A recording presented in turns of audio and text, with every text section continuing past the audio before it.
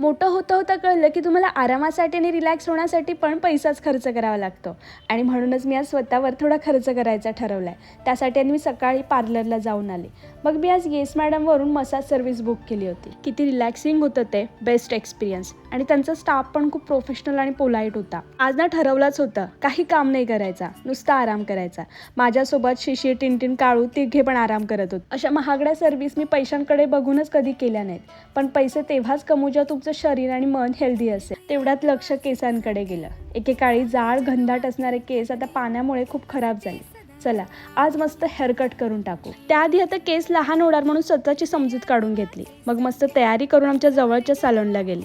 दादाला म्हटलं जेवढे डॅमेज झाले तेवढे कापून टाक. मग दादा माझं टक्कल करायच्या भीतीने शब्द मागे घेतले. शेवटी कितीही लेन्स सांगितली तरी त्याला जेवढे कापायचे तेवढे तो कापणारच. पण हेअरकट खूप मस्त झाला. आता काय 2-3 दिवस सेटिंग जात नाही तोपर्यंत शायनिंग. माझ्यासोबत माझी मैत्रीण हर्षदा पण होती. बघा हेअरकटमुळे ती किती खुश होती. मग आम्ही संध्याकाळी ना मित्रांसोबत वडापाव खायला गेलो होतो.